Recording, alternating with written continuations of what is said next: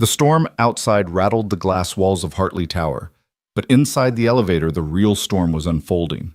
A single dad janitor and the city's most powerful CEO were trapped together, no way out, no escape from the secrets pressing in harder than the walls around them. The hum of the machinery died, leaving only silence and two pairs of uneven breaths. She had built empires. He scrubbed her floors. But that night, one wrong spark would tangle their lives forever, in ways no one saw coming. Follow my story to the end and comment the city you are watching from so I can see how far my story has gone.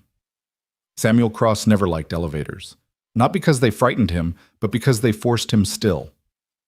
He was a man used to moving, mopping, fixing, carrying, always in motion, always invisible.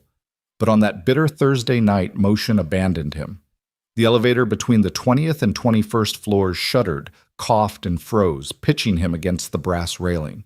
Across the cabin, Evelyn Hartley, the CEO, whose name glittered on the glass outside the skyscraper, clutched her phone as if she could dial her way out of steel walls. She was composed, almost statuesque in her navy coat, but her eyes betrayed a flicker of something Samuel hadn't expected. Panic. He braced himself, knelt near the panel, and pried it open with the screwdriver he always carried in his back pocket. "It's dead," he muttered. His voice was gravel, the tone of someone who'd seen machines fail before. "Excuse me." Evelyn's voice cracked like ice, sharp and dismissive. "Don't touch it. Building security will handle this." Samuel gave a dry laugh. "Lady Security's drinking bad coffee 3 floors down. By the time they figure this out, we'll be breathing recycled air for hours. I'm just trying to make sure it's not fire in the wires." She narrowed her eyes. "You're a janitor, not an engineer." He met her gaze unflinching. "I used to be." The lights flickered, then steadied into a dim emergency glow. Shadows carved her face into marble, but Samuel saw the slight tremble in her hand as she lowered the phone. No signal, no rescue, not yet. He knelt again, steady, methodical. His calloused fingers traced the circuits. Evelyn watched, arms crossed, pretending indifference, though her breath came faster. "What exactly are you doing?" "Keeping us alive," he said, matter of fact, tightening a loose connection. A spark hissed, and she flinched backward. The cabin stilled. Evelyn pressed herself to the far wall. "This is absurd. We'll sue the maintenance contractors. This is unacceptable." Samuel wiped sweat from his temple with the sleeve of his coveralls. "Unacceptable is when the brakes give and we drop 20 floors. Right now we're lucky." Her chest rose sharply, betraying a fear she hadn't shown anyone in years. "Are you saying that it could get worse?" "Yeah." Silence fell thick and humming. Only the faint whine of wind outside cut through. Samuel leaned back against the opposite wall legs, outstretched hands steady. He'd learned long ago that panic was like gasoline spill, one drop and it spread. His job wasn't just fixing broken pipes or jammed doors. It was staying calm when the world tilted sideways. "You're too calm," Evelyn accused suddenly, her voice breaking. "Like you've been here before." He glanced at her eyes, heavy with something unspoken. "I've been in tighter spots." Her brows knit. "War." He didn't answer, only pulled the screwdriver from his pocket again, the tool catching the weak light. The elevator groaned, then jolting an inch, making Evelyn stumble. Without thinking, Samuel caught her arm. Her skin was cold beneath the cashmere sleeve, her pulse quick and frantic. Their eyes met just for a moment, hers sharp, and guarded his, steady and unyielding. "Easy," he said softly. "Breathe with me." She wanted to pull away to remind him of who she was, but her chest obeyed before her pride did. Inhale. Exhale. Slowly, her breath matched his rhythm, steadier each cycle. For a flicker of a second, Evelyn Hartley, untouchable CEO, wasn't leading boardrooms or signing contracts worth millions. She was just a woman locked in a steel box, hanging on to the voice of a janitor who refused to let fear win. "You don't even know me," she whispered, almost to herself. Samuel let go of her arm, leaning back again. "Don't need to." The words unsettled her more than she wanted to admit. She stared at him, this man in faded coveralls with oil stains and weary eyes, and wondered why he looked more certain in the dark than she ever felt in the light. Minutes passed, the silence broken only by the hum of dead machinery and the beat of two hearts unwilling to confess their fear. Somewhere far above the storm-rattled windows, but here, trapped between floors, two worlds collided in the quiet. Neither of them knew it yet, but the night would not end when the doors opened. It would only begin. The elevator finally shuddered awake with a violent clank, then lurched upward half a floor before the emergency brake slammed it still again. The jolt threw Evelyn forward, and Samuel's arm shot out instinctively, bracing her against his chest before she collided with the steel wall. She stiffened immediately, yanking herself free. "Don't touch me," she hissed, adjusting the lapel of her coat as though smoothing fabric could erase what just happened. Samuel said nothing. He simply leaned toward the panel again, listening to the faint clicks within the machinery. His silence wasn't submissive, it was practical. He knew her type: proud, polished, allergic to vulnerability. But he also knew fear when he heard it. "Looks like the override stuck," he muttered more to himself than her.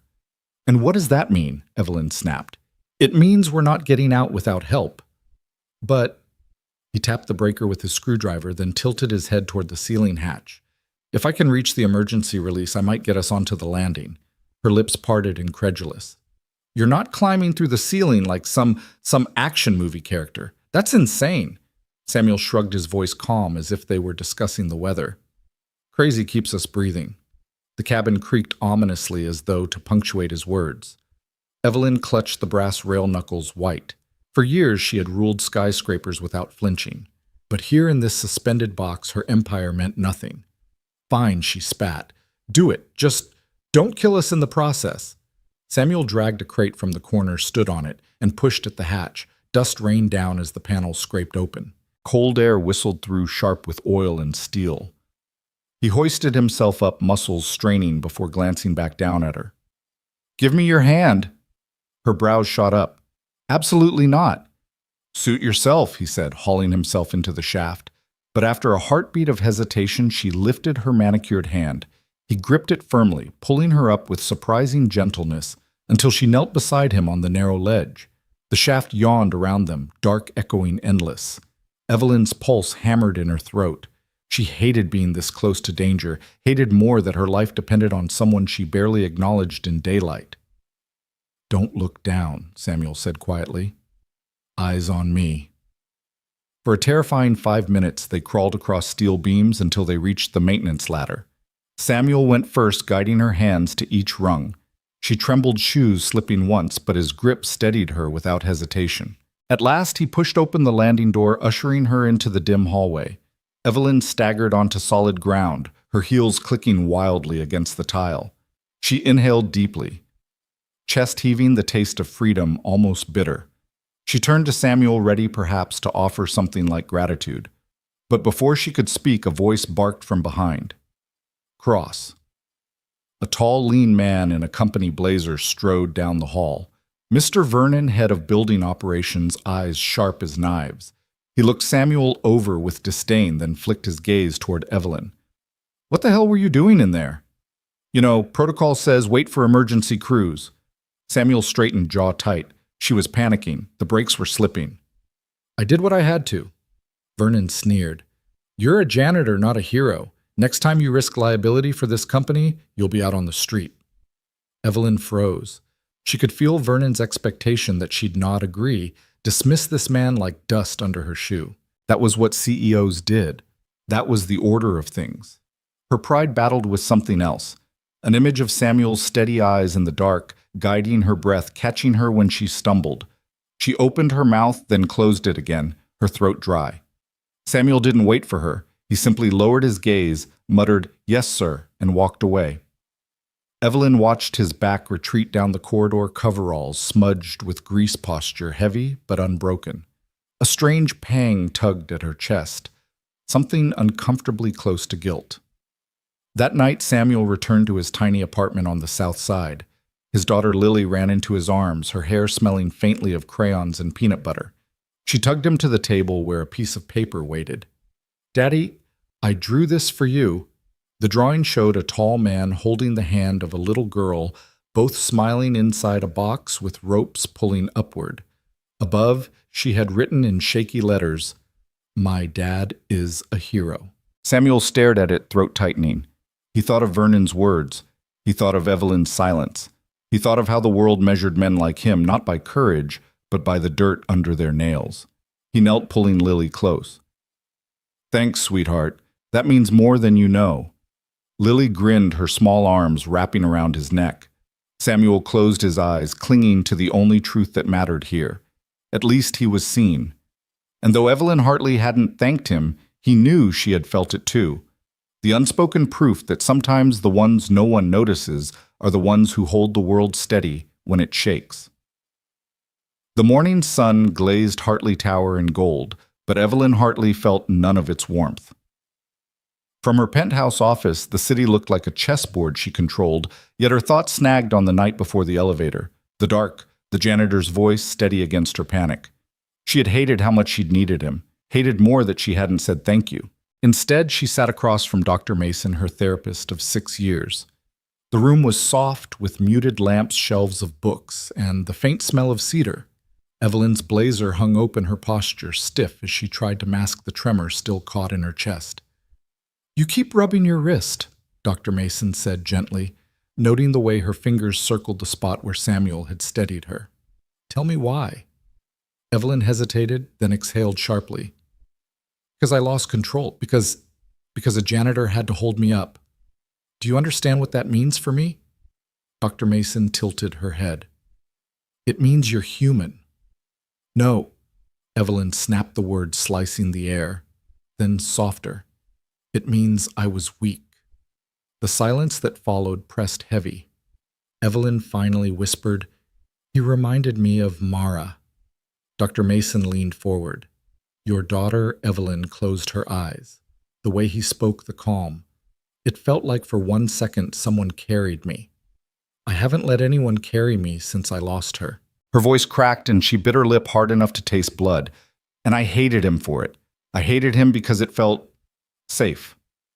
Dr. Mason said nothing, simply letting the confession hang in the air like fragile glass.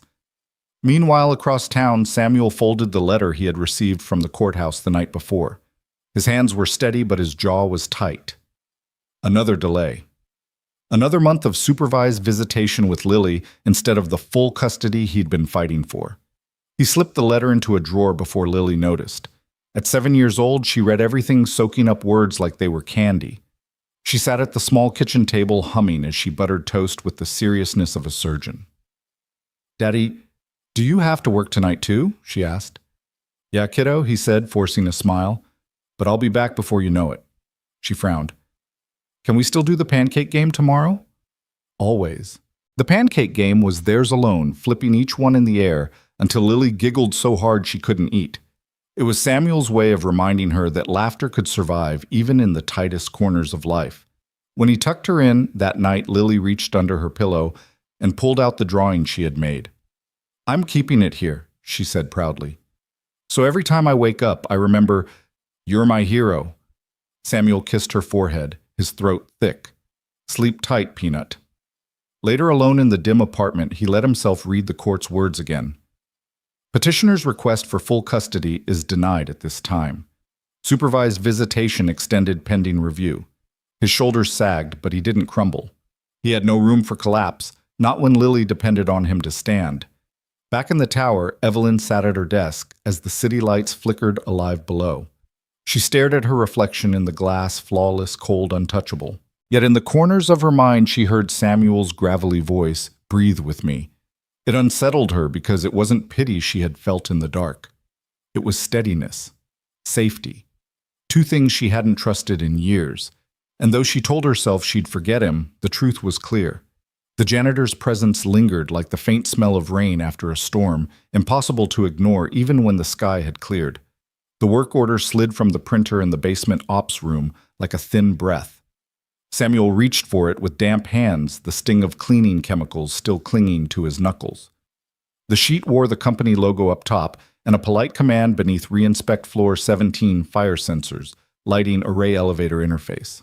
There was no signature, no initials. Just a red stamp note in the corner, restricted access.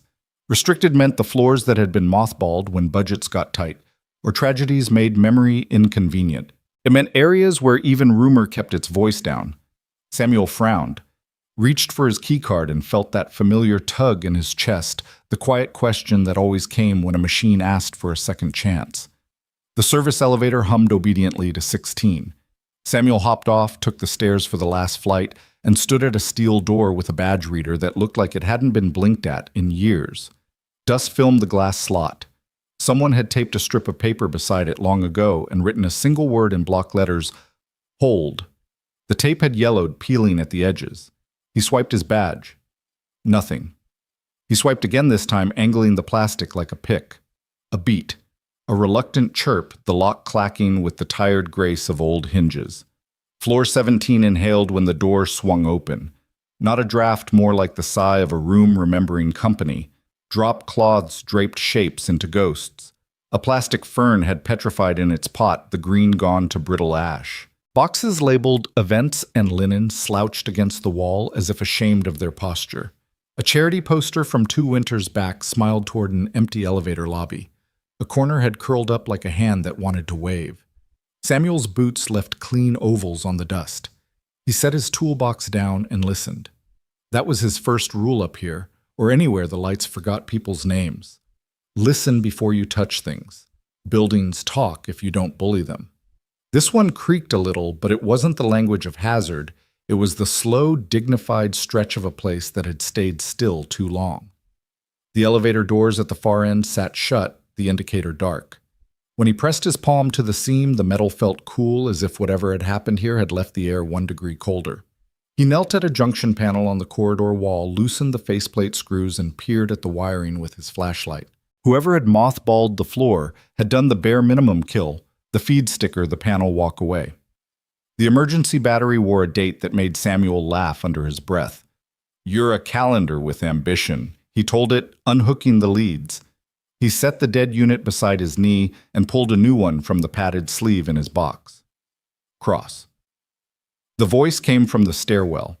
Samuel didn't startle. Voices never did what machinery could. He rose to see Mr. Lawrence, the building's doorman, emerging with the care of someone stepping into a church during off-hours, hat-in-hand coat, buttoned despite the stale warmth. Mr. Lawrence had a face lines trusted with eyes that made bad news behave. "You got the order?" Samuel asked. "It found me," the old man said, holding up his own slip edges softened by the journey through his vest pocket, like a hymn scribbled in the margins. Samuel angled his flashlight down the long corridor. "Who sent it?" "Hard to say, Mr. Lawrence replied. "Hardly matters. The floor's been asking to be seen." He took in the draped furniture, the slumped boxes, the shut elevator. "You ever notice how some rooms keep the weight of what they've witnessed?" Samuel had. "I hear it in the rails." Mr. Lawrence nodded. It meant more coming from a man who listened to doors for a living. He walked to the elevator and touched the seam the way you touch a friend's shoulder at a funeral. They shuttered this level after, well, he let the word trail away the way people did when they thought respect meant silence. Folks said it was prudence. Maybe it was. But sometimes we lock our memories in a closet and call that caution. "An accident?" Samuel asked, careful with the question. Mr. Lawrence's jaw worked, then gentled. "A winter. A day when the city looked like sugar and scraped like salt. A car faulted. The rest belongs to a family's grief. You fix things, Mr. Cross. You don't pry them open before they're ready." Samuel kept his eyes on the panel. He'd built a life on not asking for diagrams of other people's pain. Copy. They stood like that a moment, the quiet, not uncomfortable. Samuel replaced the battery, tightened the leads, and flipped a small test switch. The green diode blinked to life brighter than the rest of the floor. He labeled the battery bracket with the date and a quick note in black marker. "Replace before it fails." "You always leave breadcrumbs," Mr. Lawrence said, amused. "Had a foreman once who said the future version of you is some poor stranger you shouldn't punish." Samuel replied. I listened. He moved to the fire sensor beneath the soffit. The sensor head wore the fur of months, maybe years. He popped it free, blew out a puff of ancient dust, and reseated it until the tiny LED winked ready. Further down, he unscrewed the metal cover from the elevator interface, the box where the control logic for the floor met the shaft. The relay inside had a scorched look, not failed, just tired. He sniffed. Warm dust and old ozone. The the smell he associated with long-ignored apologies. Why'd they send me? He wondered aloud. This level was the kind of job the contracted techs took, the kind that came with clipboards and jargon, not a janitor's toolbox. Mr. Lawrence gave a little half shrug, the movement of a man whose life taught him to accept gifts without interrogating them. Maybe the right hands are the ones that show up. He stepped back toward the stairwell. I'll be on 16 if you need a witness. Samuel smiled at the old man's phrasing and returned to the interface. The board's logic was dated but decent. He had seen older brains do heavier lifting. He traced the low-voltage lines with a finger, found a brittle coupling, replaced it with a small splice, a neat twist tape, and shrink. He scribbled a quick label. Check here first. Not to be clever. To be kind. When he reattached the cover, the corridor found its own pulse.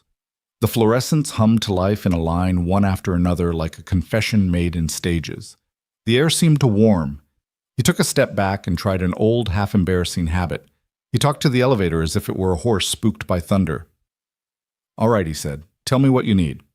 Sometimes they did. Sometimes the call button wore a memory. He pressed it. The indicator stayed dark. He crouched, listened again. Far above the whisper of counterweights, below the patient thrum of machinery waiting to be invited, he popped the cover on the call button and found oxidation dulling the contacts. A little emery cloth, a little alcohol. The metal gleamed again, showed him its face. He pressed. The button gave a clean click, and a slim red ring lit, as if relieved to be understood. A moment later, the faintest breeze slipped from the door seam, the breath of a car moving toward them in a shaft. He imagined the cabin gliding down through the dark past floors, where people had not set foot in years past, stories stored on hangars. He imagined it listening the way he did for the difference between fear and readiness. While he waited, he walked the corridor. The charity poster that had smiled at nobody listed a winter gala. He'd mopped outside that ballroom once, catching a flash of Evelyn Hartley's dress in the revolving door, emerald silk trailing like a new sentence. Different night, different floor. He let the thought pass. He had no business putting her here in his head on this quiet landing. Still, the chill along his arms told him some rooms kept the shape of our losses even when we stopped tracing them. The elevator arrived. The doors stayed shut, but the seam carried sound, a soft chime, too clinical, the aftertaste of hospitals. Samuel winced. We can do better than that, he murmured, imagining a tone that fell home instead of keeping people on edge. He placed his palm against the metal again, and for no reason he could explain thought of Lily, how she counted when she was scared, how she drew boxes and filled them with light. You up to code, Mr. Cross? He turned. Mr. Lawrence had returned, hat-tipped, a smile hiding work. With him came another presence, quieter but denser, the kind that altered air pressure.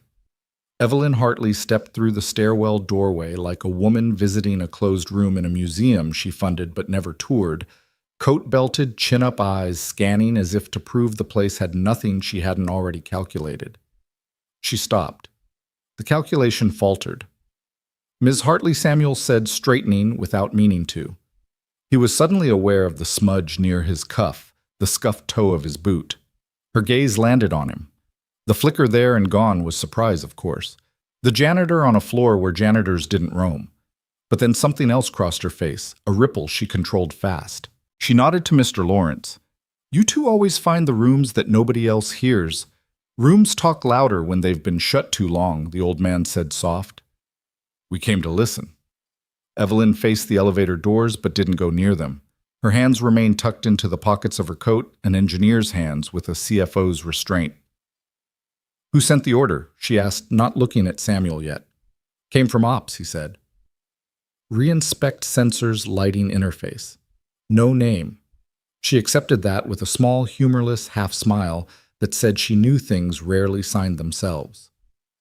Her eyes moved over the covered furniture, the charity poster, the stretch of dust broken by his boot prints. She stopped at the new battery, blinking in the panel at the neat Sharpied label, replace before it fails. Something in her posture lowered a fraction, as if the sentence nudged a rib she'd been holding tight for years. Why a 17? Samuel asked, gentler than any protocol required. He didn't mean why the order, he meant why the air felt like history. Evelyn's gaze slid to Mr. Lawrence. The doorman didn't speak. She studied the seam of the doors the same way a person studies a scar they tell themselves doesn't matter anymore. Then she lifted her chin.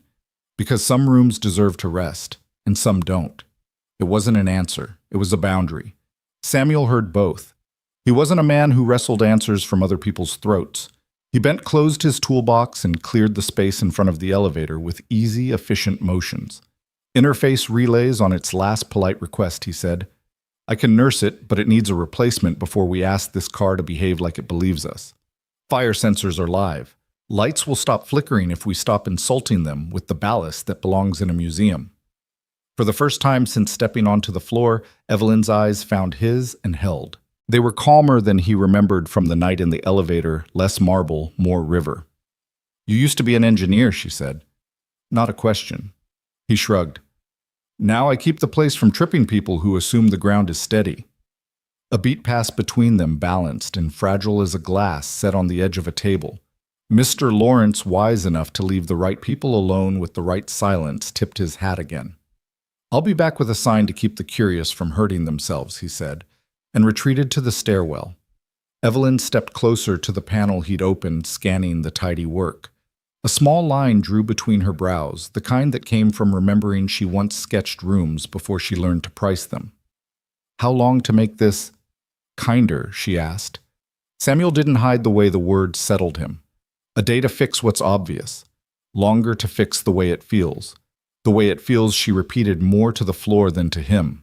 Her eyes flicked again to the seam of the doors.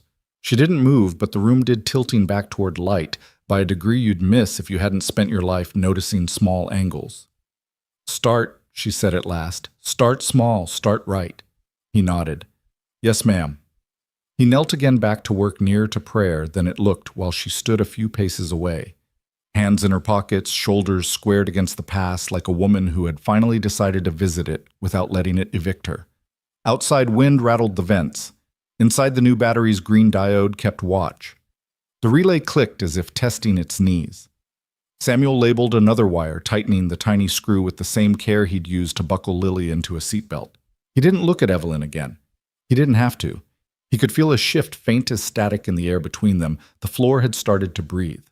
By the time he packed the last wrench, the overheads no longer buzzed like flies. The corridor had a hum like a refrigerator in a kitchen that knows its people will come home. As he rose, the elevator chimed again, in that sterile note he hated, a sound that made the skin brace. He grimaced, half smiling. We'll fix that, he said, almost to himself. We'll make it sound like a promise, not a warning. Evelyn heard him. A promise she repeated softly, like someone tasting a word they'd given up on. He slung the toolbox, and their eyes met one more time. She didn't thank him. He didn't need her to. But as he turned toward the stairwell, she spoke, not quite stopping him. Not quite letting him go. Mr. Cross, she said, if you write me an honest assessment of this floor, mechanical and emotional, I'll read it, personally. Samuel's mouth tilted. Then I'll write it. Honestly. He stepped through the door. As it closed, Evelyn stayed with the seam of the elevator, the once clinical chime still hanging in the air like breath you haven't yet let go. Her reflection hovered faintly in the brushed steel, a woman who had built walls around grief and now stood on a landing she once ordered shut. The floor didn't accuse her. It only waited. Down in the stairwell, Samuel checked his watch and thought of a 7-year-old who would ask tonight if pancakes could be for dinner. We'll fix the chime, he told himself, not because music mattered, but because the body listened. If you taught a machine to greet people kindly, maybe the people inside remembered how to greet each other the same way.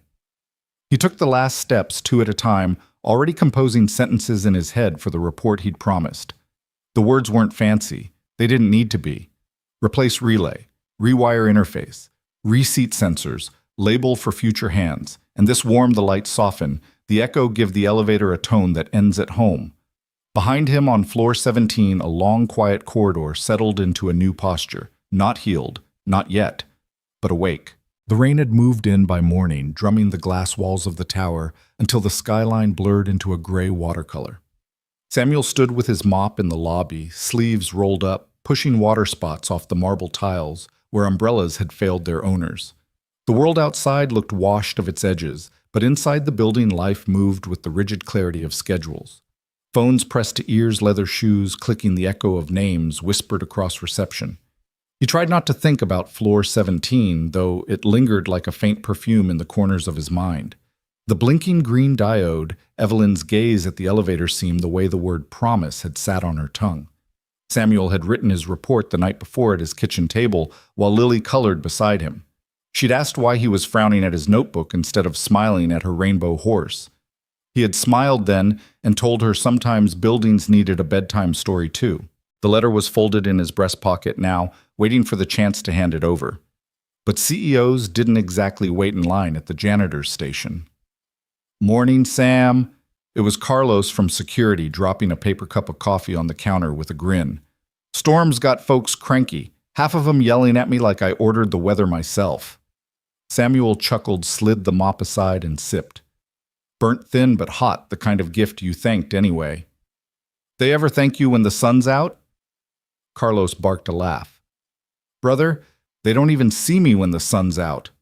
Before Samuel could answer, the elevator bell chimed the usual polite note, not the sterile one that haunted floor 17. The doors opened on Evelyn Hartley. She looked different in daylight.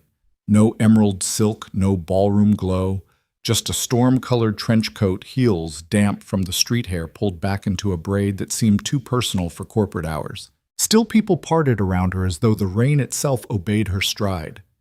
Ms. Hartley, Carlos murmured, straightening. Samuel gave the smallest nod, but her eyes landed on him anyway. "Mr. Cross," she said evenly, as if testing how his name felt in public air.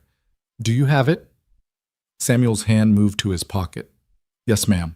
Walk with me," she instructed. No hesitation, no glance to see if he'd comply. The rhythm of someone used to being followed. He shot Carlos a look. The guard grinned and waggled his brows. "Good luck, brother." Samuel caught up with her across the lobby, adjusting his stride to match the sharp cadence of her heels. She led him into an empty conference room, all glass walls and polished wood. Rain streaked the windows in trembling lines. "May I?" he asked, holding out the folded report. She took it, set it flat on the table, and smoothed it open with one hand. Her eyes scanned quickly the way people who live in contracts do.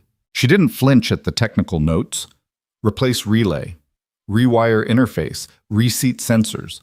But when she reached the last line, her posture shifted almost imperceptibly.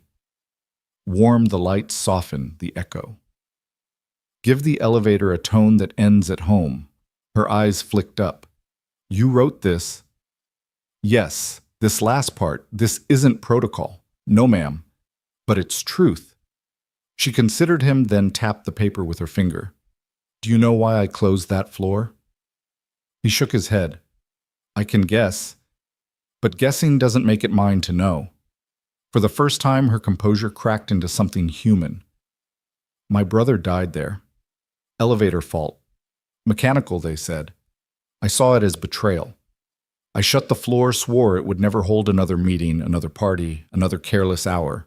She looked back at the paper. "Your words. They feel like reopening a wound." Samuel swallowed, or starting to clean it. Silence filled the glass box of a room heavy with the sound of rain. Evelyn folded the paper again carefully, as though the creases mattered. She slipped it into her coat pocket. "You'll fix it." Quietly. "No contractors, no committees, just you." Samuel blinked. Ma'am, that's not my job."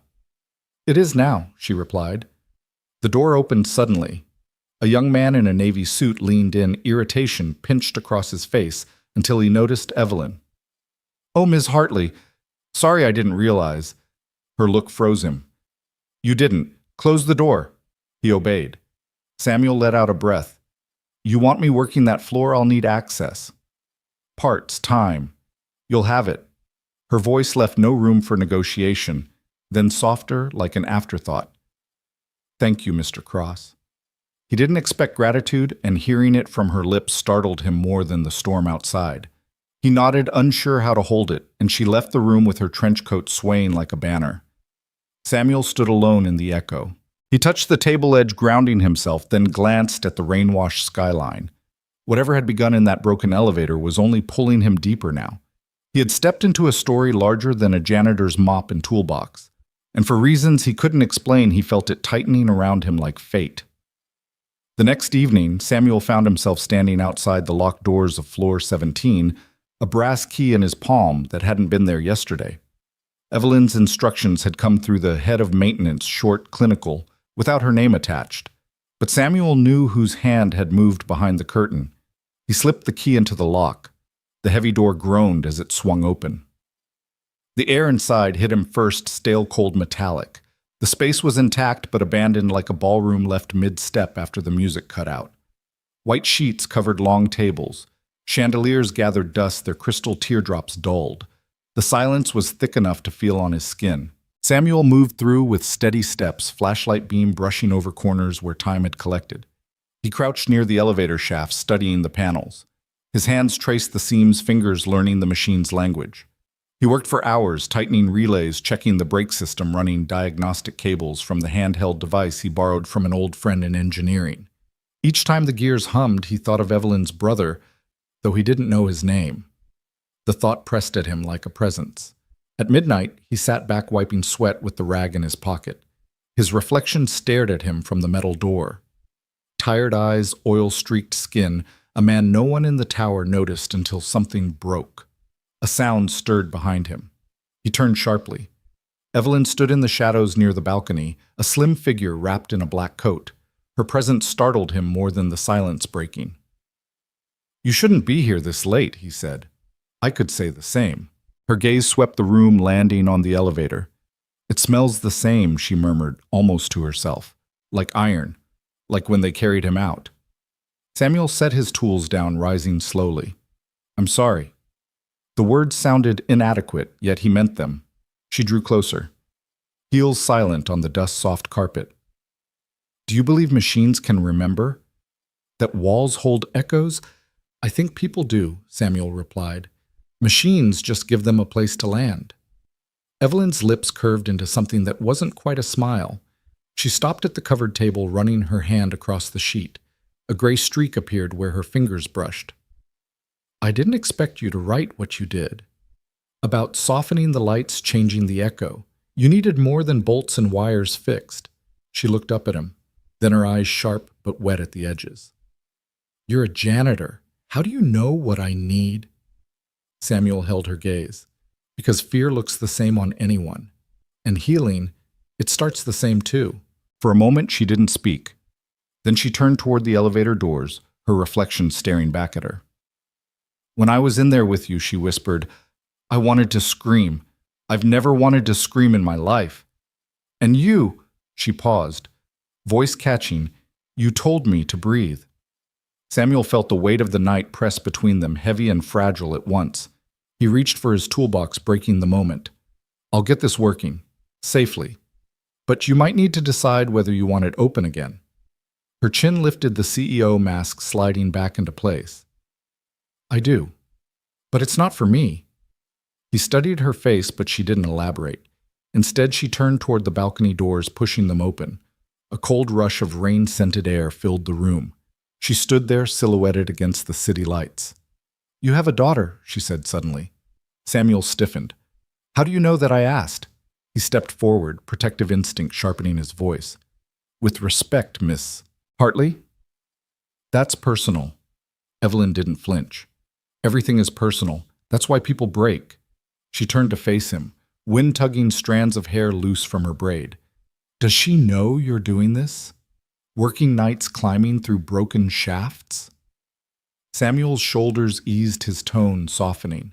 "She knows I fix what's broken. That's enough." For the first time, Evelyn's expression wavered, the iron edges softening. "Maybe that's what I need too." Neither spoke again for a long while. Samuel returned to his tools, the click of metal and hum of circuits filling the silence. Evelyn lingered at the balcony, arms crossed, watching the storm roll over the city. When she finally left, she didn't say goodbye. But she left the door unlocked. Samuel knew what that meant. Trust, however fragile, had begun to thread between them. And with it came danger, because threads that thin could snap at any second. The text came at 10:41 p.m., when rain had thinned to a mist and the city felt like it was keeping secrets. Corner Cafe on Wabash. They still use ceramic. E.H. Samuel read it twice, a little thrown by the formality of initials in a message, then pulled on his jacket and told the night doorman he'd be back before the lobby plants got thirsty. The cafe's windows were fogged, the doorbell a tired little cheer. Inside, a radio hummed an old love song that meant something to someone once. Two teenagers in damp hoodies split a milkshake at the back. A guy in a mechanic's jacket read a dog-eared paperback near the radiator. It smelled like coffee that forgave you and pie that didn't brag. Evelyn had taken a booth by the window.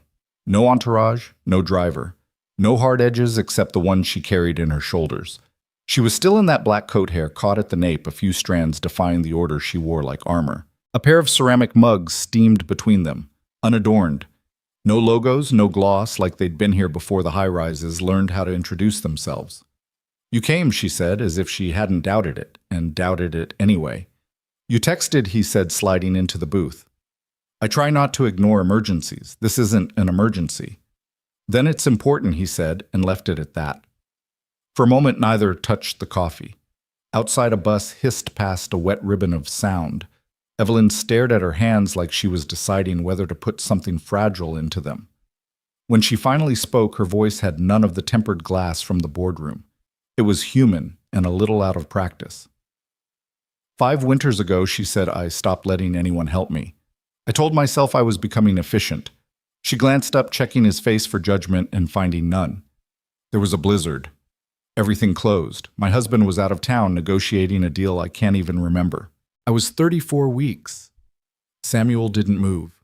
The weight of the words set itself on the table between the mugs. The radio trailed into a commercial and then changed its mind. We waited too long to leave, she went on. The hospital was 20 minutes away in any sane universe.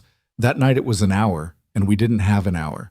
She swallowed her throat, working like it had practiced refusing this story. Her name was Mara. I named her before they told me not to. I still said it.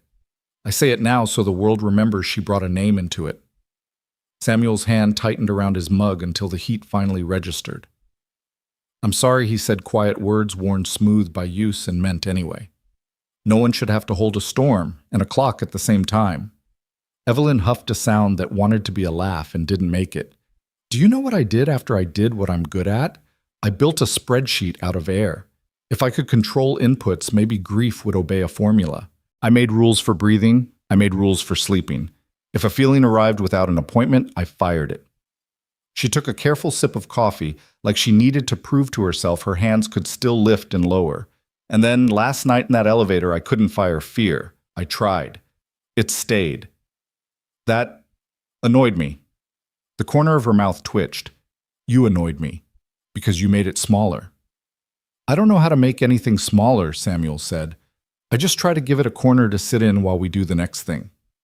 The next thing, she repeated, tasting the simplicity. She sat back, studying him as if there were footnotes on his face. Why were you so calm? Samuel looked past her at the window where droplets crawled down like someone trying to read a sentence upside down. I used to fix machines for a living. The ones that pretended they were unforgivable. They weren't. They just needed someone to name their parts. Then I had Lily, and the court decided the best way to measure love was paperwork and predictability. Turns out the way to stay calm is to choose one thing at a time, even when 10 are shouting. You have her how often, Evelyn asked, not as a CEO sizing a liability, but as a woman measuring what a man has to carry. Right now, supervised visits. He said the words flat like steel. They say they're protecting kids from chaos. I say I'm the man who shows up with lunch in a bag and a plan for homework. Judge says, come back with more proof. Your life doesn't tilt when a paycheck does. He shrugged. So I work the tower and a second shift when I can. I shave sleep instead of corners. She was quiet long enough for the waitress to arrive with 2 plates without being asked, 1 apple pie, 1 cherry. The waitress, a woman with inked roses on her forearm, and the expression of a person who has decided kindness is a policy set down forks, and murmured, You both look like you could use true sugar, then retreated before either of them could pretend they weren't staying. Evelyn let the steam from the cherry pie fog her lenses for a heartbeat, and then took them off, folded them onto the vinyl like a truce. You make it sound simple, she said. Show up, fix what you can, breathe. But it isn't simple. It's not, he agreed. It's arithmetic. It's also love, which is just arithmetic with skin on it. She blinked, then gave a tiny, unwilling laugh. That's not in any quarterly report I've ever read. Quarterlies are scared of verbs. They ate in a small, companionable silence, the kind that is rare enough to feel like weather. Every now and then the doorbell rang and a gust of night gossip slipped in, then shut. A woman in a Cubs cap asked for extra napkins. A delivery guy counted tips near the register, lips moving. Somewhere a dishwasher sang under his breath something Spanish and steady. Evelyn set her fork down. When I closed floor 17, I told myself it was policy. I used that word the way a child uses a blanket. But policy didn't bring him back. It just kept me from hearing the building breathe. Her eyes lifted. Last night, when you said the chime should end like home, I heard the first piece of an apology I might actually be able to say. Samuel studied the coffee stain ring on the napkin between them. The body keeps score. So do rooms. If we change the score, people stop bracing. And you, she asked, a softness in the question he hadn't heard from her before. Do you ever stop bracing when Lily falls asleep before the end of a story, he said. When she laughs so hard at a pancake in the air, she forgets it's supposed to land. When she calls me from her mom's house just to tell me the moon looks like a nickel. Evelyn looked away sharply. He pretended not to see her eyes shine. She rolled the word nickel between her teeth like she might adopt it later privately. Mara would have been 4, she said. She would have hated cherry pie. She would have asked for ice cream on the apple and then refused to eat it when it melted, and I would have pretended to be stern and then ordered another scoop. There's still time to be that kind of stern, he said. It just might be for someone else. Or for a room. A room, she echoed, and floor 17 walked into the booth and sat down with them. She traced a small circle into the moisture on the window, an absent-minded habit that looked like someone drawing a door. The waitress drifted back with refills. I like this table, she said lightly. It looks like y'all are telling each other the true things. Trying, Samuel said. Good, she nodded. Truth leaves better tips. She winked and moved on. Evelyn watched her go. Do you know the most infuriating part, she said. I've spent years wanting to be the kind of person whose feelings don't get a vote. Tonight, I find myself wanting to be believed when I do have one. Then say the small one that fits this room, he said. Leave the big ones for the rooms that promise to hold them. She held his gaze. I'm tired. That's a real feeling. I'm also angry, she added the words, tasting like admission. Not at you, at myself, at a city that shuts doors and calls it safety, at a company that can write a condolence letter and forget how to listen. Anger's just energy looking for a wrench, Samuel said. Give it a job. What job would you give mine, she asked. He thought of the sign Lily had once made for their apartment door. Block letters, proud and uneven. Welcome isn't heavy to carry. Start with one room that behaves the way people deserve, he said. Prove it. Then watch language change. Language, she murmured, thinking like the architect she had been before she became a spreadsheet. We changed no access to deferred renovation to make ourselves feel noble. Maybe it's time to be plain. Bridge the suits and shoes, that's a good sentence. He smiled. Feels like it knows where to stand. She wiped a thumb at the corner of her eye, surprised to find a tear had dared. She looked at it on her skin like it was a note from a stranger, then flicked it away gentle. You annoy me less, she said. Progress? He deadpanned. Don't get used to it. They smiled the small, crooked kind that people wear when their faces are learning a new muscle. The rain eased. The window cleared enough to show a slice of Wabash glimmering like a coin no one had thought to pick up. Tell me something true you haven't said out loud, she challenged, leaning back, testing the booth for comfort and finding some. Samuel's eyes went to his hand scar on the knuckle from a warehouse pallet. A burn near the wrist from a distracted kettle. I'm scared the judge will decide to make me reliable by making me invisible, he said. That the best version of me they'll accept is the one who never needs help from anyone with a nicer chair. Evelyn breathed in like someone about to dive, and then chose a different kind of courage. I'm scared I'll keep using promotions as medication, she said, and find out I cured the symptom and kept the disease. The radio found another old song. The teenagers in the corner argued about whether to split a second milkshake. The guy in the mechanic's jacket stood left, $1.02 beneath his cup, and tipped his head at Samuel, the way men sometimes do when they recognize the shape of each other's days. "Do you ever pray?" Evelyn asked, not to accuse, but as if the question had walked to her on its own. "I work," he said. "Some people call that praying with your hands." "Does it answer?" "Sometimes a door opens," he said. "Sometimes it stays closed and I learn a different route." She nodded, trying that on for size. "If I asked you to walk a different route with me, hypothetically, would you believe me?" "Depends," he said, "on whether the route has room for a kid who thinks pancakes can be currency." A laugh broke free of her, unguarded, almost startled. Heads turned from the counter. She let the sound happen, then shook her head as if embarrassed by music she hadn't ordered. "I haven't laughed in a cafe in a very long time," she said, voice steadying. "It feels rash. Feels alive." They finished the pie, coffee cooled to honesty. When they stood, the waitress slid the check down with a look at Evelyn that saw a woman and not a title. Samuel reached for his wallet. Evelyn stopped him with a palm. "Let me," she said.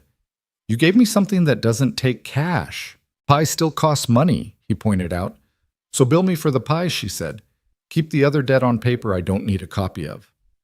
Outside, the air had that clean post-rain taste that makes a city believe in its own resilience. They stood under the cafe awning as a cab splashed by then, another headlights cutting slices through the damp. "I don't know what happens next," Evelyn admitted. "I'm not promising grand gestures, I'm just promising not to look away." "That's the only promise I trust," Samuel said, and meant it. She hesitated, then held out her hand. Not the boardroom shake, a different offer, the simple human kind. He took it. Her fingers were cool, his were warm. The contact said neither owed the other, and both carried something worth sharing. "Good night, Mr. Cross." "Good night, Ms. Hartley." They stepped in opposite directions, then stopped and glanced back at the same time, surprised to find the other doing it the way strangers sometimes check a map and realize they're part of the same route after all. By the time Samuel reached the tower, the lobby's plants were still not thirsty. Mr. Lawrence lifted a hand in a question, and Samuel answered with a nod that said the world had not gotten easier, only more honest. Upstairs, Evelyn paused outside the penthouse elevator as the sterile corporate chime sounded its small apology. She closed her eyes and imagined another tone, 2 notes falling home. For the first time in 5 winters, the imaginary sound did not make her flinch. Morning cracked over Chicago like a slow-burning fuse. The streets shimmered from the night's rain, a damp silver sheen on the asphalt. Commuters moved in practice patterns, umbrellas, folded briefcases, swinging earbuds plugged in. Inside Hartley Tower, the lobby hummed with its usual order heels on marble, the muted buzz of phones, the clipped chatter of assistants rushing to keep up with executives. Samuel had already been working for 2 hours, his mop gliding across the lobby's edges, catching the corners no one noticed. He worked with that quiet precision of someone who understood that dignity lived in details. He wasn't expecting to see her. He wasn't expecting her heels to click toward him or her gaze to cut through the morning noise and land squarely on him. But Evelyn Hartley didn't look away.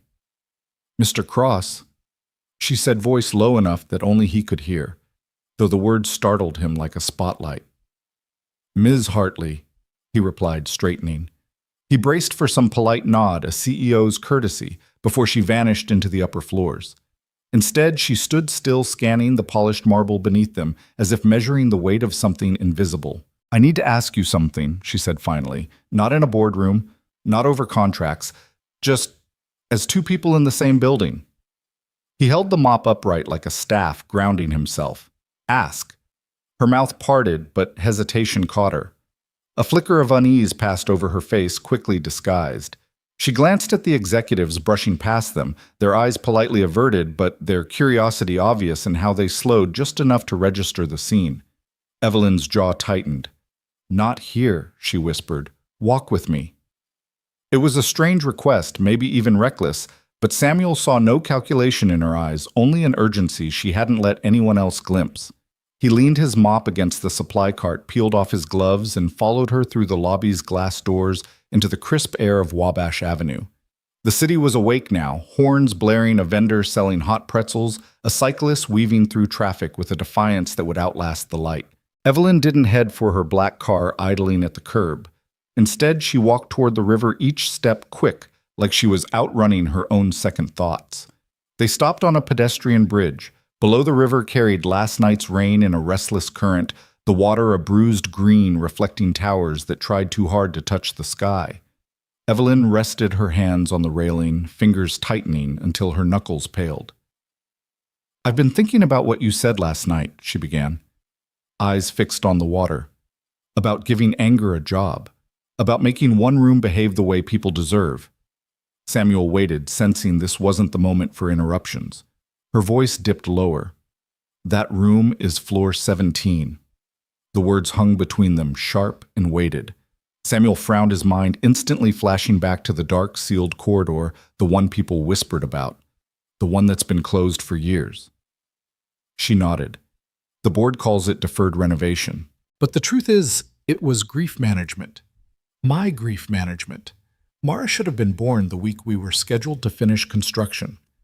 I couldn't step onto that floor without losing air." She swallowed hard, jaw trembling before she forced it still. "So I shut it down. Policy, I told everyone. But it was personal. I locked grief in concrete and steel, and I let it rot there." Samuel studied her profile. This wasn't the CEO who dismissed problems with polished words.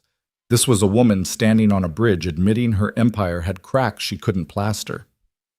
"You want to reopen it," he said. "I need to," she whispered, "but I can't do it alone." Her eyes finally turned to him, raw and unguarded. "That's why I'm asking you." "Me?" His brow furrowed. "You've got architects, contractors, security teams. Why me?" "Because you're the only one who told me the building still breathes," she said. "The only one who wasn't afraid to say the word home in a place made of steel. You see what's alive in these walls, not just what's broken." She hesitated.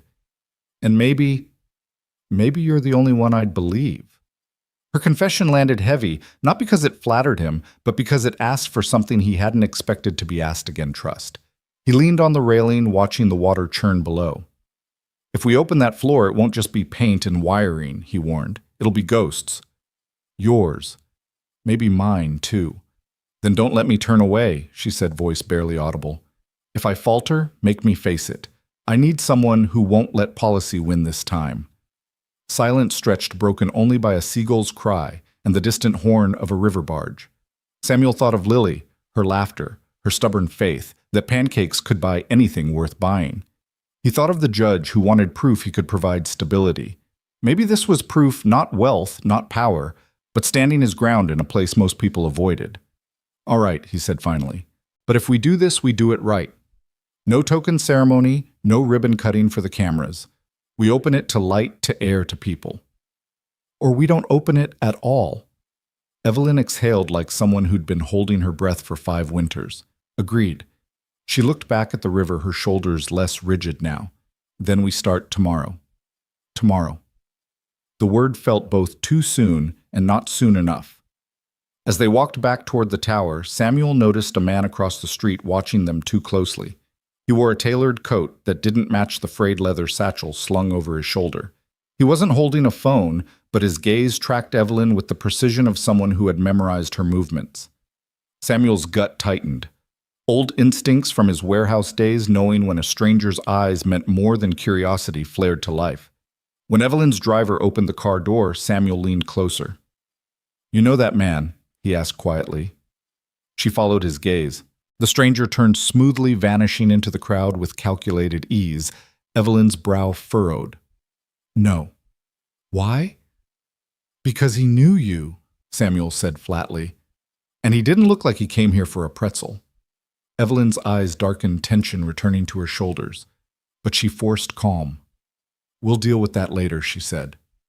"For now, thank you." She stepped into the car, but before the door closed, she added softly, "Don't disappear, Mr. Cross." As the car pulled away, Samuel stood at the curb, staring after the vehicle, the weight of her words pressing against the early morning air. Don't disappear. He wasn't sure if it was a request, a warning, or a promise. Behind him, the revolving doors of Hartley Tower spun, swallowing executives and interns alike. Tomorrow, floor 17 would open, and with it more than one secret. The next day arrived with a sky that couldn't make up its mind. Low clouds rolled in from the lake, muting the morning sun to a dull pewter glow. The city felt suspended as if waiting for something to break. Inside Hartley Tower, Samuel carried his battered toolbox into the freight elevator, rising toward the sealed level he had agreed to confront with Evelyn. His palms were roughened by years of work, but he still rubbed them together as the numbers ticked upward. He had fixed machinery in boiler rooms, repaired wiring in storm-battered schools, even balanced on ladders swaying under ceiling fans. Yet this felt heavier, like he was walking into someone's unspoken memory. The doors groaned open onto floor 17. It looked just as it had the night before. Dust sheets draped over furniture chandeliers unlit the air stale, as though it hadn't been exhaled in years. But this time he wasn't alone. Evelyn Hartley stood by the window, her black coat draped over a chair, her blouse sleeves rolled back. For once she looked less like a CEO and more like a woman preparing to lift something she had no business lifting. "You came," she said softly. Samuel set down his toolbox with a dull thud. "Didn't think I had a choice after last night." She gave a tight smile. "Good." Then she turned her eyes, tracing the dark elevator doors at the end of the corridor. That's where it happened. Not the fall, just the start. The inspection team ignored a warning. "My brother, he stepped in when the rest of us didn't. He paid for it." Her voice was even, but her hands gripped her elbows as though holding herself upright. Samuel walked the length of the hall, his boots crunching faintly on grit. He stopped in front of the doors. "You ready for me to start?" "No," she whispered. Then, firmer. "Yes." He pried open the access panel flashlight, cutting across old wiring. Sparks flared faintly when his pliers tested the current. The building groaned around them, settling, sighing like a body shifting in uneasy sleep. While Samuel worked, Evelyn paced. Her heels clicked and stopped, clicked and stopped. She hovered near the balcony, then returned to the elevator as if the floor itself pushed her in restless circles. Finally, she broke the silence. "I used to think grief was private, that if I kept it hidden long enough, it would wither. But it didn't. It grew roots spread into the walls. Sometimes I hear it at night humming in the pipes." Samuel didn't look up from the wiring. "It doesn't go away by hiding it. You gotta give it air, otherwise it rots." Her gaze lingered on him. "Is that what you did?" The question cut deeper than she knew.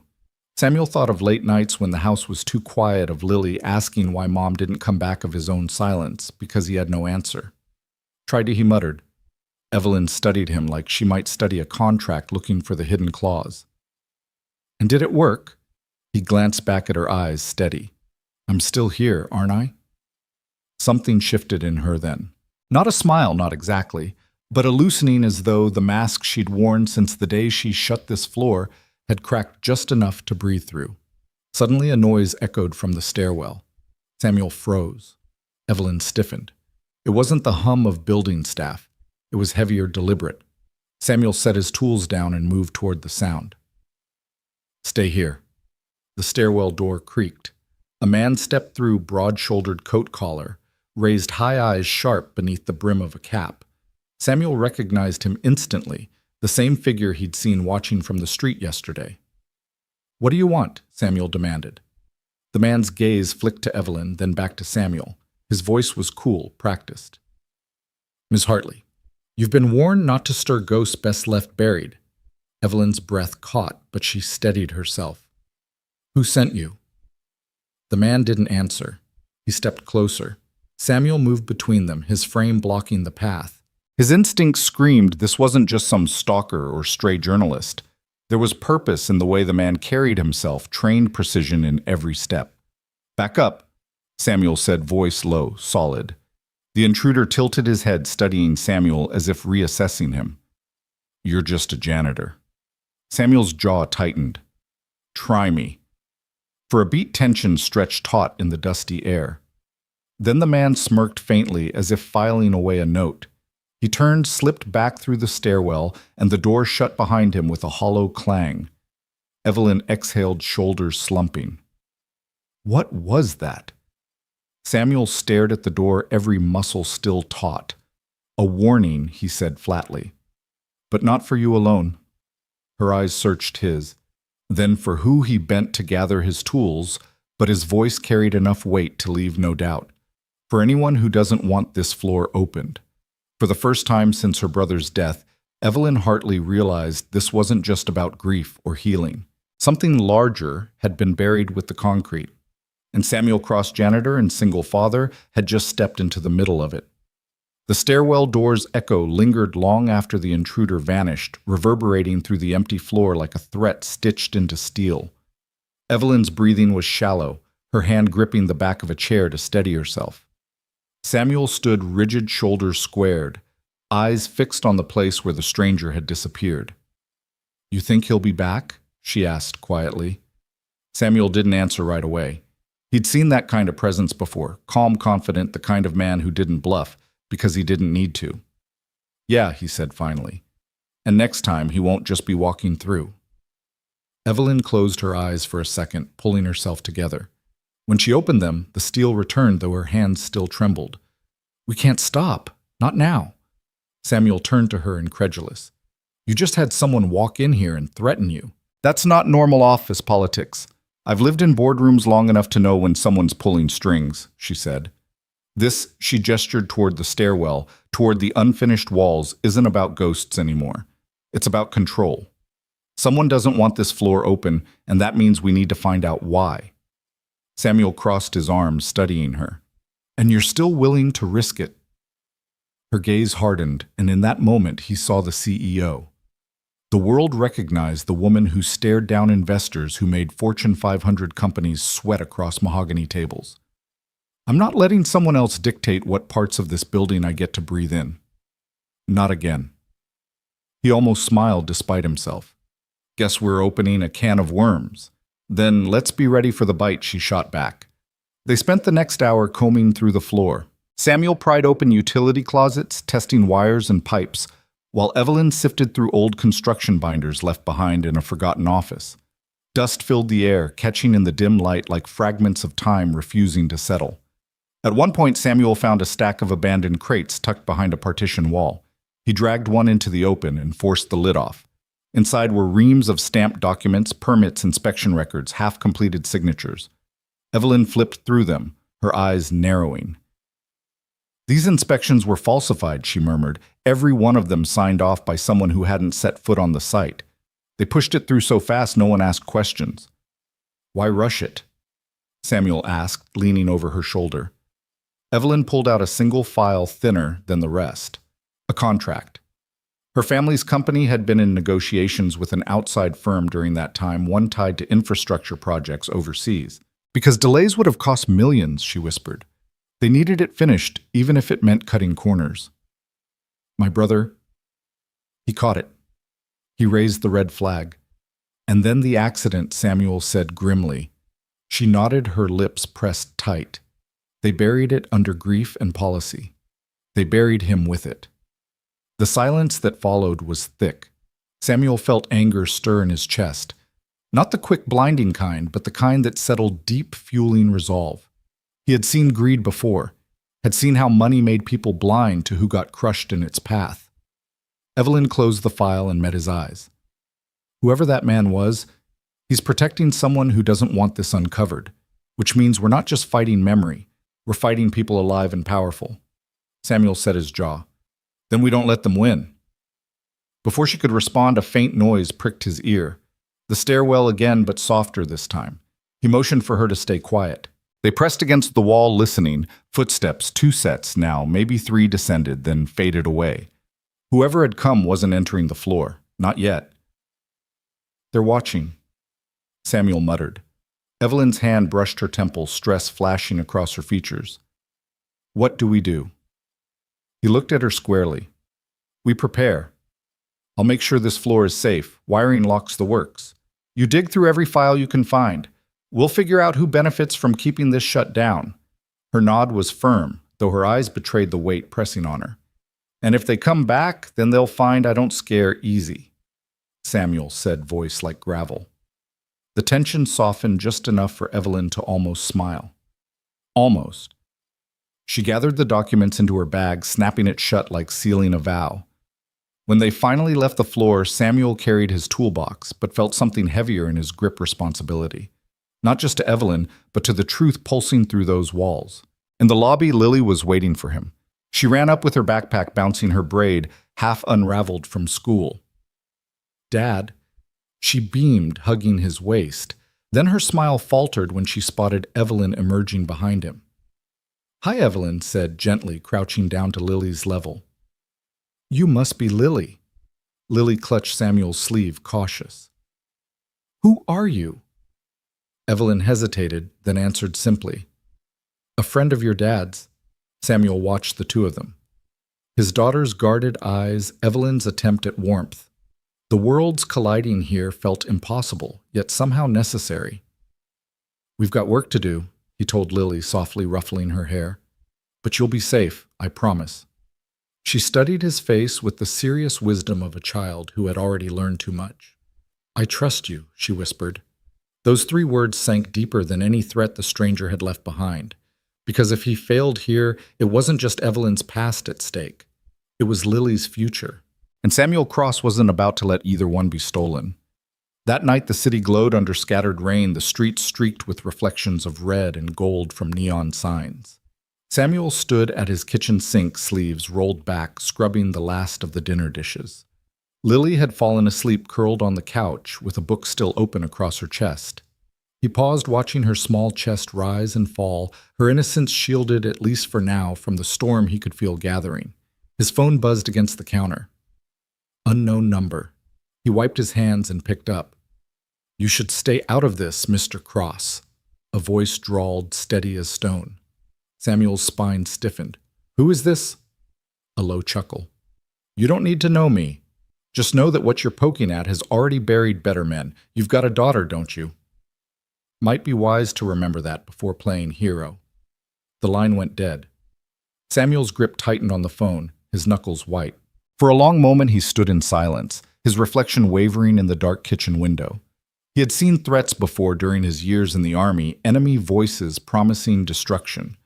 But hearing it here tied to Lily cut deeper than any battlefield warning ever had. He checked the locks twice before lifting Lily gently into his arms and carrying her to bed. She stirred, whispering in her sleep. "Don't go, Daddy." "I'm right here," he murmured, brushing hair from her face. But inside he knew he couldn't stay still forever. The storm would find its way to their door unless he moved first. Across the city, Evelyn sat alone in her penthouse study. Papers were scattered across the mahogany desk, contracts, and inspection reports lit by the lamp's pale circle. A glass of untouched wine sat nearby. Her phone lay silent, but she stared at it anyway, willing it to ring. Finally, she dialed Samuel's number herself. When he answered, his voice was taut. "They called you too?" she asked. He hesitated, then admitted, "Yeah." "And they mentioned Lily." Evelyn closed her eyes, shame and anger twisting together. "This is my fight. You shouldn't be caught in the crossfire. You think they'll stop with you?" Samuel shot back. "Doesn't work like that. If they know my name, then it's already personal." A silence stretched. For the first time in years, Evelyn allowed someone else's resolve to steady her. "Then we need allies," she said softly. "And I think I know where to start." The following morning, Evelyn led Samuel into a private archive in the tower's lower levels. Rows of steel cabinets lined the walls, holding decades of corporate history. The air smelled of paper and dust. "This is where the old board records are stored," she explained. "My brother used to say if you want to know who pulled the strings, you look at the minutes they tried to hide." Together they combed through folders until Samuel pulled one stamped with a red marker. "Confidential. Do not circulate." Inside were memos outlining expedited permits signed off by a shadow committee. And buried near the back was a name Evelyn hadn't expected: Martin Keene, her father's longtime friend and current board advisor. Her face paled. "He was supposed to protect us." Samuel read over her shoulder, lips tightening. "Looks like he protected the money instead." Before Evelyn could respond, the sound of metal scraping echoed through the stairwell. Samuel's instincts flared. He motioned her behind a cabinet just as 2 men entered, dressed in maintenance uniforms that didn't belong to anyone he knew. Their flashlights swept the rows, their movements too sharp, too coordinated to be genuine workers. Samuel whispered, "Stay low." As the men drew closer, he scanned the room. No weapon, just his toolbox. He grabbed a wrench, its weight familiar in his hand. The taller intruder paused by the cabinets, muttering, "Board wants this cleared out tonight. No loose ends." Evelyn's eyes widened, horror flashing across her face. They weren't here to steal files, they were here to destroy them. Samuel stepped out from behind the cabinet, voice carrying like steel. "Don't think you're supposed to be down here." The men froze, then turned slowly. One smirked. "And you're just a janitor. Move along." Samuel's grip tightened on the wrench. "Not tonight." The intruders exchanged a glance before lunging. The fight was quick, brutal metal clashing against bone fists striking in the dim light. Samuel absorbed a blow to the ribs but swung back hard, sending one man crashing into a cabinet. Evelyn ducked low, clutching the file against her chest as though it were life itself. Finally, both men staggered toward the door, retreating with curses and threats thrown over their shoulders. Samuel stood panting, the wrench still in hand, sweat stinging his eyes. "You okay?" he asked Evelyn, his voice hoarse. She nodded, though her hands trembled. They would have burned it all. He reached out, steadying her wrist the same way he had in the elevator. "Not while I'm here." In that moment, under the flickering light of the archive, something unspoken bridged the distance between them. Fear, yes, but also trust. Neither of them said it aloud, but both knew this was no longer about survival. This was war. Stormlight pooled over the city, like pewter poured and left to cool. Hartley Tower wore its morning armor, polished marble-clipped footsteps, the low electric purr of 100 decisions, while somewhere above the lobby, an old floor waited to be seen. Samuel was halfway down the service corridor when the sound found him.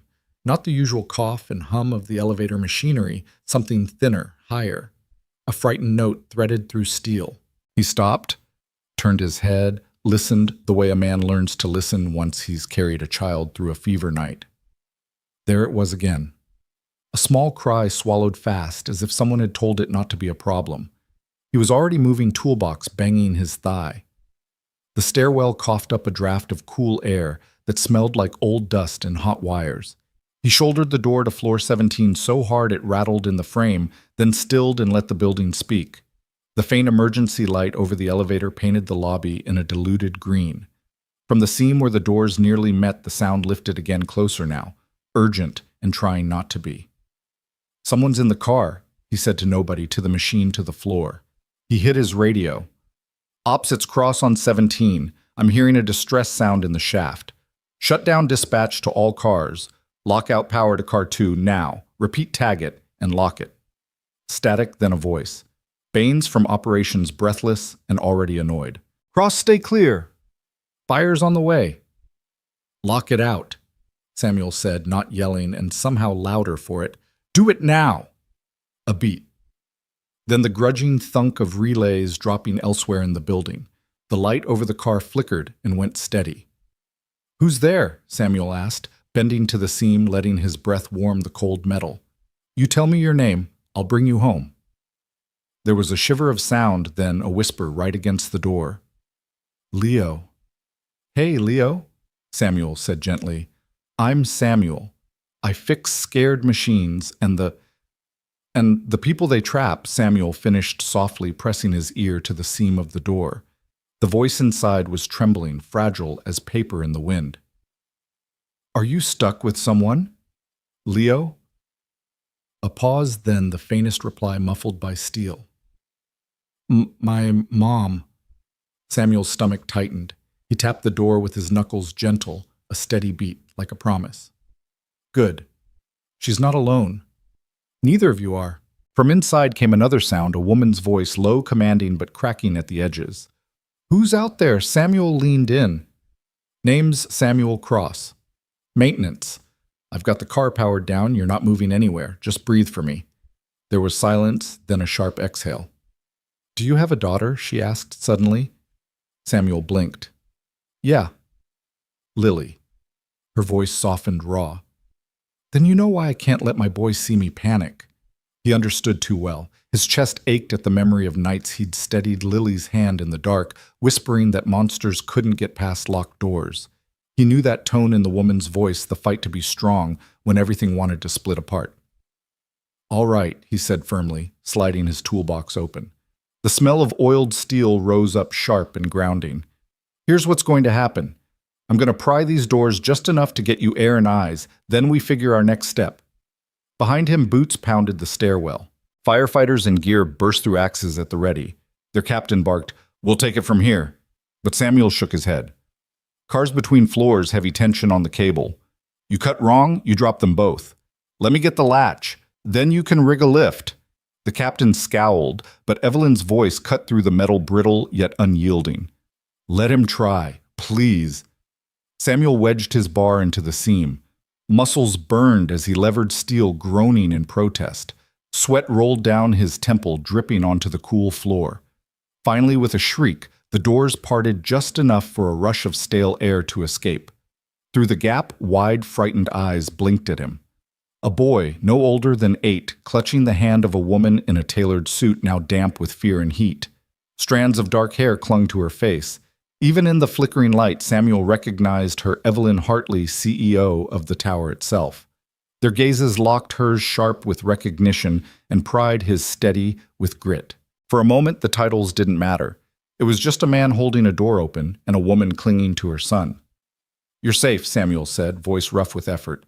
And I'm not letting go. The boy pressed closer to his mother. Evelyn whispered back through the narrow gap. We believe you. The firefighters rigged their lines, working fast. But Samuel didn't move his hands wedged tight on the iron bearing weight no one else could see. His body was trembling, but his eyes never left Evelyn's. The tower creaked, groaned, as if deciding whether to betray them. Samuel gritted his teeth. Not today, he muttered more to himself than anyone else. And somehow in that dim shaft light, with strangers' lives hanging on his grip, he realized he wasn't just holding a door. He was holding the line against failure, against fear, against a world that had already tried to take too much from him. The shaft echoed with every scrape of metal, every strained groan of the cables above. Sweat blurred Samuel's vision, but he blinked it clear, refusing to release his grip on the steel. His muscles screamed, forearms trembling like coiled wire, yet his voice stayed calm, steady for the boy inside who was watching him like a lifeline. Almost there, he said, forcing air through clenched teeth. Leo, I need you to look at me, not the dark. You see me. Through the gap, 2 wide eyes locked on him. Yeah, Leo whispered. That's it, Samuel urged. Keep your eyes on me. We're walking out of this together. Behind him, the firefighters moved with precision, anchoring ropes to the wall, threading pulleys preparing to draw mother and son out. The captain crouched low, nodding at Samuel. Another 30 seconds. Just hold it. 30 seconds felt like 30 years. Inside the car, Evelyn gripped her son's shoulders, her composure cracking. She had weathered hostile takeovers, lawsuits, betrayals, but nothing rattled her like the sight of steel trembling against Samuel's arms, his whole frame taut with effort just to keep them alive. Why are you doing this? She whispered, her voice barely carrying. Samuel's eyes flicked to hers through the narrow opening. He could barely breathe, but the answer came simple and unshaken. Because someone has to. The ropes creaked as the first harness lowered into the car. The firefighters urged Evelyn to strap Leo in. Her hands shook as she buckled the clips, every click echoing like thunder. Mom, Leo whimpered, "Don't let go." "I'm right here," she promised, kissing his hair. Her own tears threatened, but she swallowed them down, steadying her hands against his cheeks. "Be brave for me." The harness lifted the boy's small form, rising slowly toward the gap. Samuel widened the doors by another inch, veins standing out like cords on his neck. The steel shrieked in protest, but he roared back, pouring everything into one last pull. Leo squeezed through the hands, reaching for Samuel's shoulder as the firefighter grabbed him from behind. The boy tumbled into safety, clutching Samuel's arm like he'd known him forever. "Got you, buddy?" Samuel said, his voice breaking as he eased the boy away toward the waiting arms of the crew. Now, Evelyn. The harness swung down again, and for a second she hesitated. Her eyes locked on Samuel's this janitor, who had turned into a soldier without warning his body, the only wall between her and collapse. "You can't hold it forever," she whispered. "Not forever," he said, teeth bared, sweat dripping from his jaw. "Just long enough." She nodded, swallowed the last of her fear, and let the harness take her. The firefighters pulled the rope, screeched, and Samuel forced the doors open wider still. Her fingers brushed his for a fleeting heartbeat as she passed through the touch electric charged with gratitude and something else neither of them dared to name. Then she was out. Safe. The firefighters rushed her and Leo down the stairwell, voices buzzing in Samuel's ringing ears. Only then did he release the steel. The doors slammed shut with a thunderous clang that rattled the entire floor. He collapsed to his knees, chest-heaving palms bleeding from where the metal had bitten deep. The wrench lay forgotten beside him. For a moment he bowed his head, letting the silence rush in. The captain clapped his shoulder. "Hell of a hold, son. You just kept that whole car from free-falling." Samuel didn't answer. He was already on his feet, already thinking of Lily, already brushing off the blood. But as he walked down the stairwell, he caught one last glimpse of Evelyn cradling her boy. Her eyes found his shimmering in the emergency glow, and she mouthed something no one else saw. "Thank you." It was the first time in years anyone had said it to him like it meant more than words. The stairwell smelled of sweat, steel, and smoke. Samuel's boots echoed against concrete as he descended, his palms still raw, his breath ragged. The night had turned his body into an anvil, every nerve ringing from the blows he'd absorbed. But Evelyn Hartley lingered at the landing, clutching her son against her chest, refusing to move farther until she saw him. The firefighters urged her down, but she shook her head sharply. Her eyes were locked on Samuel as if tethered by something invisible. When he reached her, she stepped forward, trembling but proud, her voice breaking in its quiet force. "You saved him. You saved us." Samuel lowered his gaze, wiping blood on the side of his pants. "You'd have done the same." Her lips parted as if to argue, then she stopped. She studied his face, saw the exhaustion etched into him, the weight of a man who carried his battles silently. It wasn't just strength that had held those doors.